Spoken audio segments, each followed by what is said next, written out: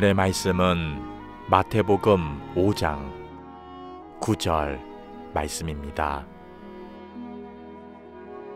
화평하게 하는 자는 복이 있나니 그들이 하나님의 아들이라 일컬음을 받을 것임이요. 아멘. 오늘은 팔복의 7번째 복인 화평하게 하는 자가 복이 있다라는 말씀을 살펴보겠습니다. 오늘 우리가 예배 때 대중 찬송으로 불렀던 찬송가 가사말에 평화로다 라는 고백을 여러분들이 함께 노래하셨습니다. 평화라는 단어는 듣기만 해도 너무나 좋은 단어죠. 굳이 종교를 떠나서 이 평화라고 하는 단어는 이 땅의 모든 사람들이 간절히 소원하는 말입니다. 내 마음의 평화, 우리 가정의 평화, 그리고 내가 살아가는 삶의 자리에 평화가 있기를 많은 사람들은 원합니다. 그러나 그렇게 간절히 원해도 말처럼 이루기 쉽지 않은 게 평화라는 겁니다. 왜냐? 인생은 평생 싸움의 연속이기 때문에 그렇습니다. 미국의 유명한 역사학자인 윌리엄 두란트라고 하는 분이 책에다가 이렇게 기록을 했습니다. 역사가 기록된 3500년 중에 전쟁이 없었던 기간은 268년 뿐이다. 또 다른 연구에 의하면 1945년 유엔이 세워진 후로는 이 땅에 전쟁이 없었던 기간이 70년 중에 고작 2주뿐이다 라고도 기록되어 있습니다. 서로 총을 겨누어야만 전쟁은 아닙니다. 인생 자체가 전쟁입니다. 10대 아이들은 입시의 전쟁을 치르고 20대는 취업의 전쟁을 치르고 우리 사회 30대가 되면 자산 전쟁하죠. 그래서 지금 30대들 막 코인에 몰리고 주식하고 40대가 되면 부동산 전쟁한다고 하고 우리 사회 50대 되면 명태 전쟁하고요. 60대 되면 노후 전쟁하고요. 70대 되신 어른들은 건강과 전쟁하시죠. 원하지 않지만 우리가 태어나서 죽을 때까지 우리 인생은 늘 전쟁의 연속입니다. 마음으로는 평화를 원하지만 우리 삶은 누군가를 이겨야만 살아가는 존재. 우리만이 아니라 동물도 그렇습니다. 그런 의미에서 오늘 예수님이 말씀하시는 평화롭게 하는 자, 화평하게 하는 자가 복이 있다라는 이 말씀은 과연 가능할까? 그리고 그렇게 살려고 하면 마음에 너무나 부담이 되는 가르침입니다. 그런데도 예수님은 도대체 어떤 뜻에서 제자들에게, 오늘 예수 믿는 우리들에게 너희는 화평하는 자가 되라고 말씀하시는 걸까요? 자, 우선 성경이 말하는 평화라는 게 뭐냐? 이게 조금 우리가 생각하는 평화와 피스 또는 우리가 생각하는 아무 일 없이 지내는 상태를 말하는 게 아니에요. 성경이 말하는 샬롬, 이 샬롬이라고 하는 말은 조금 더 우리가 생각하는 영어의 피스보다는 광역적이고 깊은 의미를 담고 있습니다. 어떤 거냐면 어떤 일과 무슨 상황이 진행될 때 하나님의 뜻대로 그 모든 것들이 질서 있게 되어지는 상태를 말하는 거예요.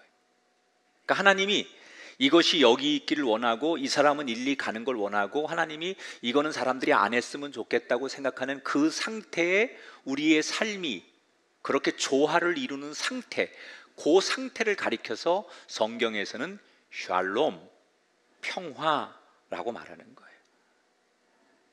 이게 왜 중요하냐? 왜 성경이 말하는 샬롬이 중요하냐? 여러분, 우리 시계에는 많은 부품들이 있습니다. 그런데 이 부품들이 각각의 질서 안에서 서로 잘 움직이기 때문에 싸울 일이 없는 거예요. 이 시계 안에 많은 부품들이 각자의 자기의 자리에서 역할을 하기 때문에 충돌하거나 싸우는 일이 없는 거예요. 오히려 그 많은 부품들이 잘 연합해서 시간을 맞추는 목적을 잘 세워가는 거예요. 하나님이 이것은 이렇게 각각의 이렇게 하나님이 원하시는 대로 이 땅이 조화를 이루면, 그 조화를 이루는 샬롬의 상태가 되면 우리가 살아가는 세상은 전쟁이 없고 다툴 일이 없게 되는 거예요. 그래서 예수님은 우리에게 샬롬의 인생을 살아라, 그렇게 말씀하시는 거예요. 요한복음 14장에 예수님이 이렇게 가르치셨습니다. 성령 그가 너희에게 모든 것을 가르치고 내가 너희에게 말한 모든 것을 생각나게 하리라. 평안, 샬롬을 너희에게 끼치노니 너희는 마음에 근심하지도 말고 두려워하지도 말아라. 자, 이렇게 우리가 생각하는 아무 일 없는 그런 피스라고 하는 것하고 다른 좀 더 깊고 어떤 영적인 의미가 담겨 있는 이 샬롬이라고 하는 것을 우리가 이루고 살려면 뭐가 필요할까? 우리가 정말 이 예수님의 가르침을 이 땅에서 실천하고 열매 있는 샬롬의 인생을 살려면 첫째는 늘 우리의 선택 속에 하나님을 높이는 길을 선택해야 돼요. 여러분, 이 땅의 모든 질서에는 목적이 있습니다. 시계의 모든 부품들은 시간을 맞추는 목적으로 가는 거예요. 비행기나 로켓에 들어가 있는 많은 부품들은 하늘을 날기 위한 목적으로 돌아가는 거예요. 하나님이 창조하신 이 세상의 많은 질서 속에도 하나님은 이루고자 하는 목적이 있어요. 왜 사람을 만들고, 왜 우리에게 문명을 주시고, 왜 이런 상황을 주시고, 어떤 것들을 하나님께서 계속 이 땅의 역사를 만들어가고 주관하시느냐, 그 목적이 있다는 거예요.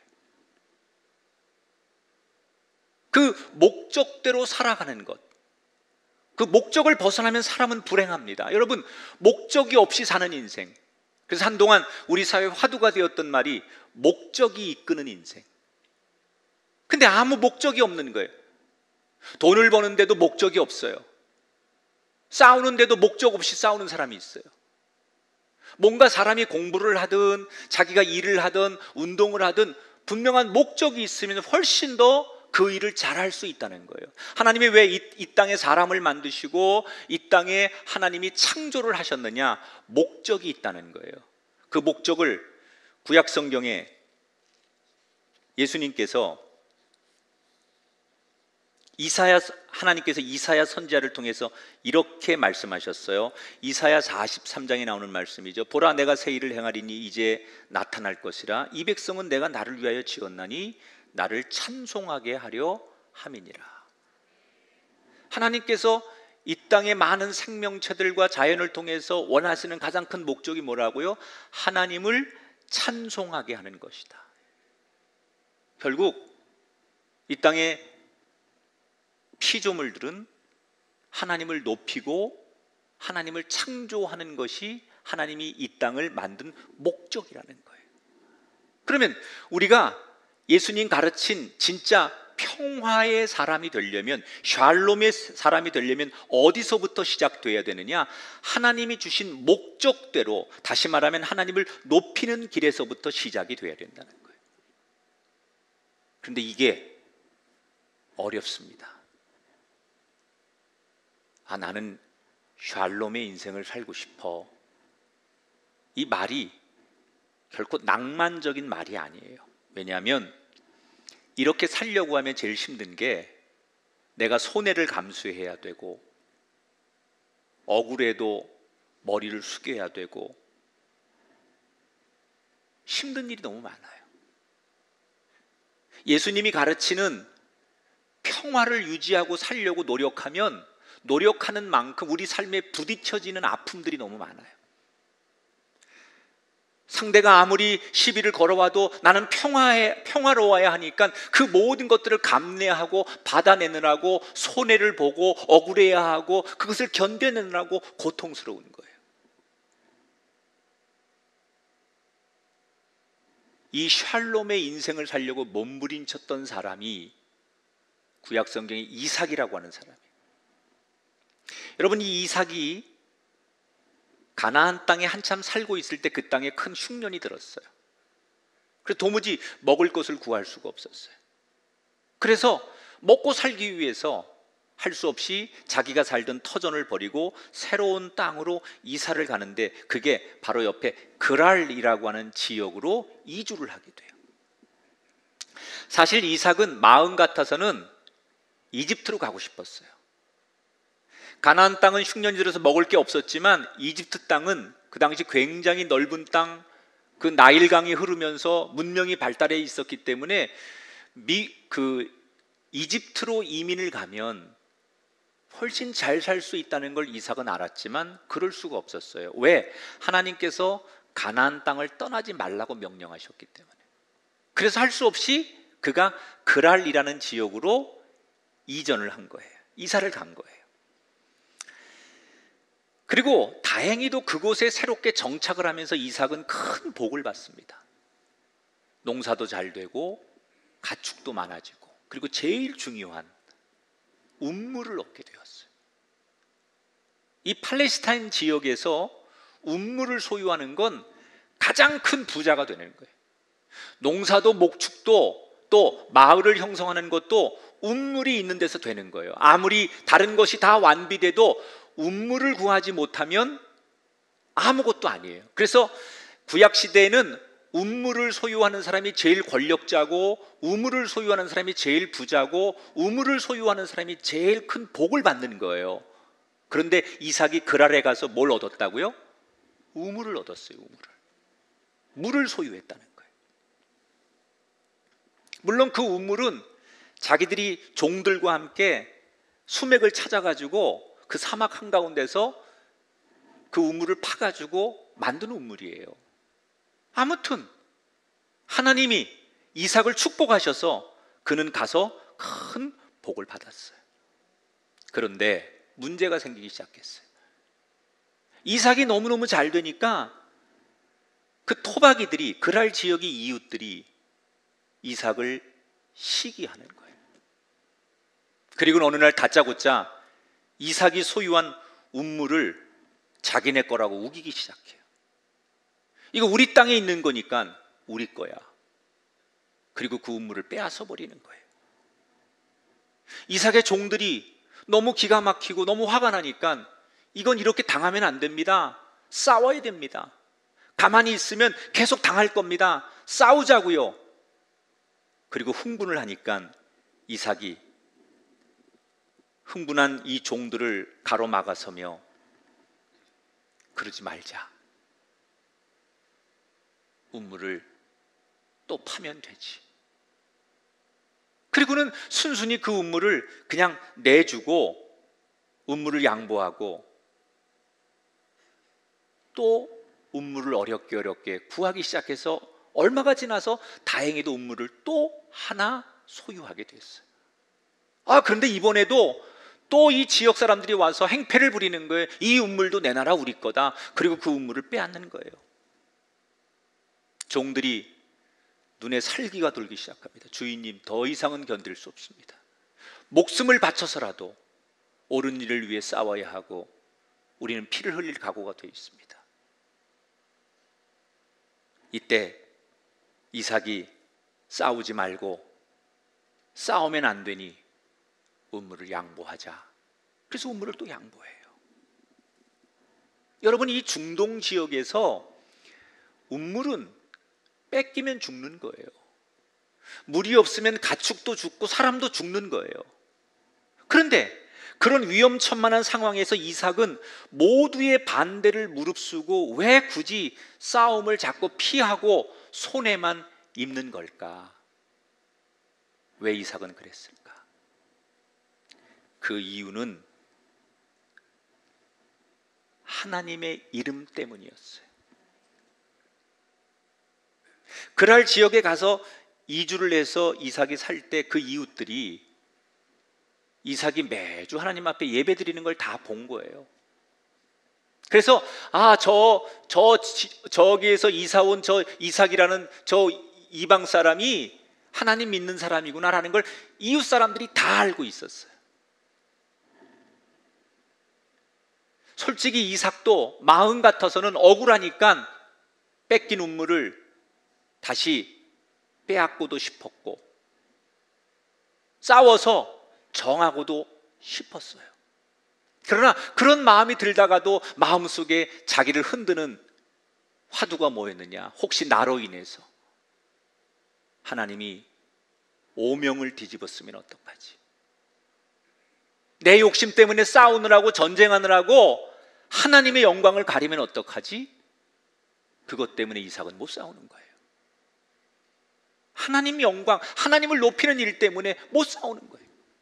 그래서 사람들이 이삭의 리더십을 가지고 손가락질합니다. 저런 무능한 리더, 저런 바보 같은 사람, 분간 못하는 사람. 그리고 사람들은 이삭에 대해서 실망하고 이삭을 비판해요. 그런데 그 이삭이 그런 손가락질을 받으며 시간이 지나고 어떻게 되었는지 성경은 이렇게 증언합니다. 창세기 26장 28절입니다. 그들이 이르되 여호와께서 너와 함께 계심 우리가 분명히 보았으므로 곧 우리와 너 사이에 맹세하여 너와 계약을 맺으리라.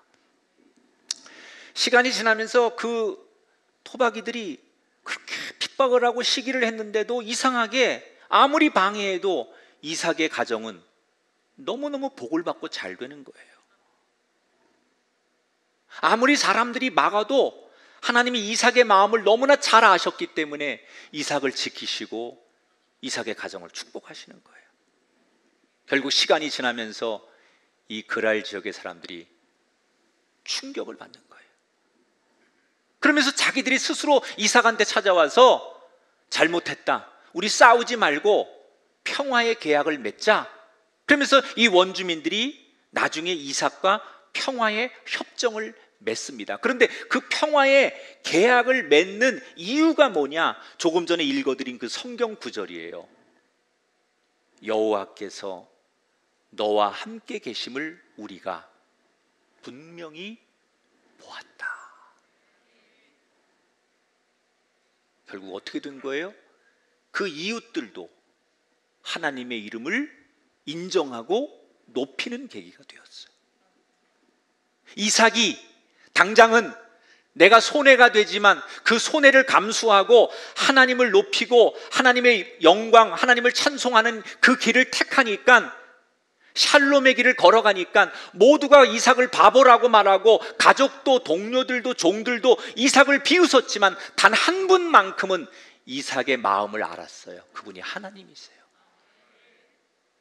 그리고 그 하나님은 이삭이 입은 손해 이상의 복을 누리도록 하셨어요.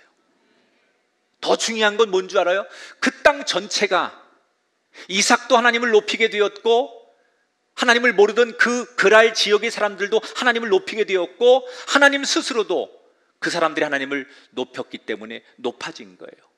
모두가 다 잘 된 거예요. 하나님도 잘 되고 이삭의 가정도 잘 되고 그 이웃들도 잘 됐어요. 그렇게 될 수 있었던 결정적인 이유가 뭐예요? 이삭이 평화, 샬롬의 길을 걸었기 때문이라는 거예요. 아무리 세상이 변하고 세월이 지나도 지금도 하나님은 하나님의 이름을 위해 일하는 자를 결코 외면하지 않습니다.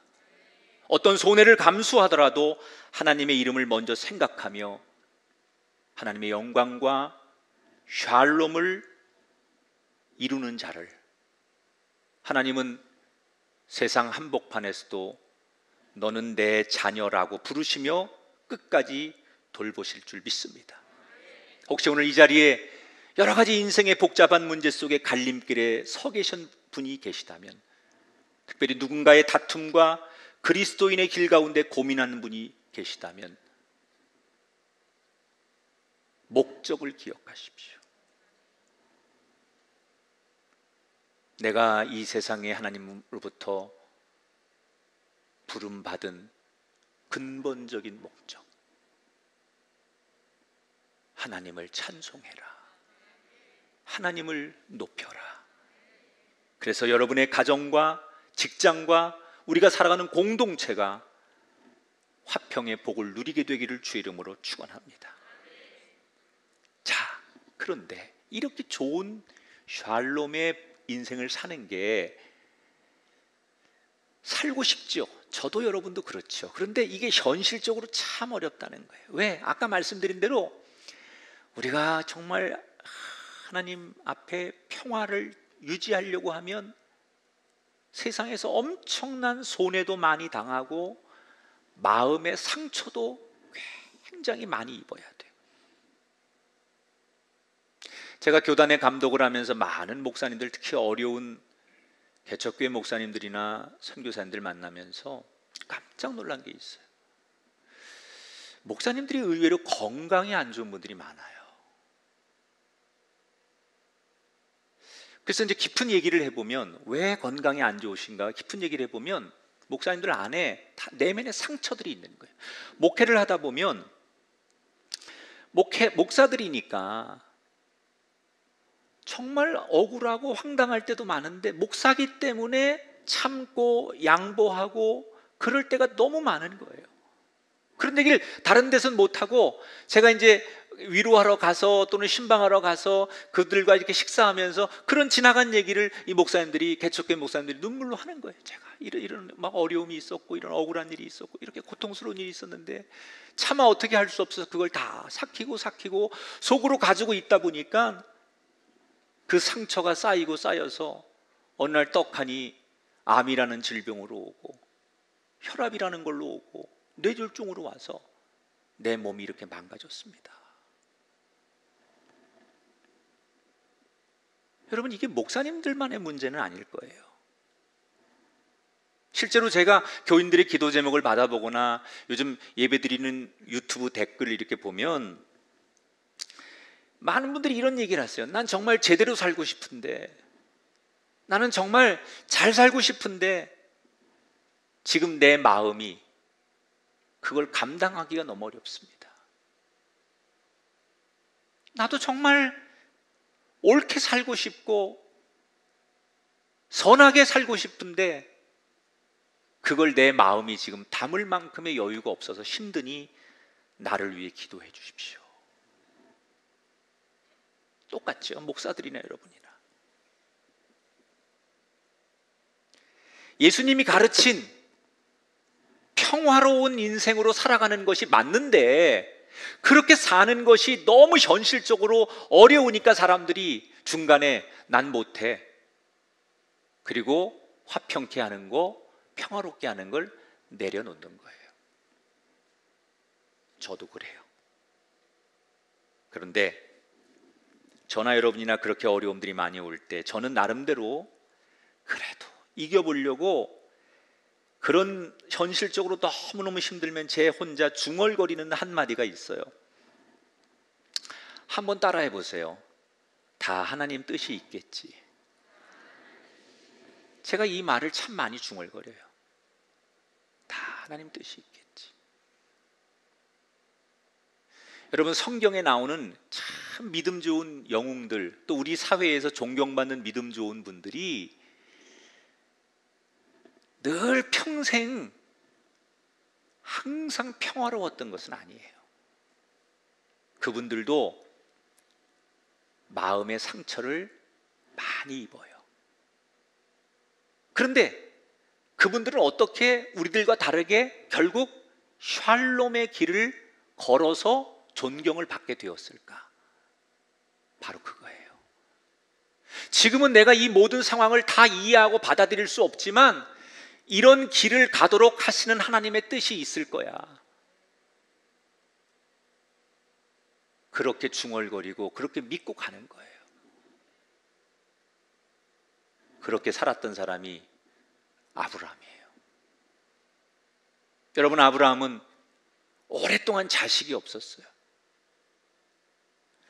대신 조카 롯이라고 하는 이 남자아이가 자식이 없는 아브라함 부부에게 자식 노릇을 했어요. 늘 자식처럼 살갑게 대하고 마음을 나누고 그러다 보니 자식은 없지만 롯을 자식 삼아 의지하고 살았어요. 그러던 어느 날 그의 나이 65살에 하나님이 아브라함을 부르세요. 내가 너에게 많은 후손과 땅을 줄 터이니 가나안 땅으로 가거라. 근데 이때 아브라함 부부가 그렇게 가나안 땅으로 이주를 할 때 놀랍게도 친자식처럼 따랐던 조카 롯이 저도 함께 가겠습니다. 그리고 아브라함 부부를 따라가요. 그리고 그 가나안 땅에 가서 아브라함 부부와 조카 롯이 열심히 일해서 엄청난 복을 받아요. 목축업을 하면 목축업이 잘 되고 농사를 지면 농사가 잘 되고, 그래서 굉장히 그 가나안 땅에 가서 빠른 시간 안에 성경의 표현대로 거부가 됩니다. 둘 다 부자가 되는 거예요. 조카도 부자가 되고 삼촌도 부자가 돼요. 근데 어느 날 그들에게 생각지 못한 어려움이 생기게 돼요. 가장 그 당시에 그 좋은 비즈니스는 목축업입니다. 목축업. 가장 돈이 되고 부의 상징이 목축업이었어요. 그래서 가나안 땅에 가서 그들이 돈을 많이 벌어서 양들, 염소 이런 걸 많이 이제 키우는데, 제한된 공간에 이 가축들이 많으니까 공간이 부족한 거예요.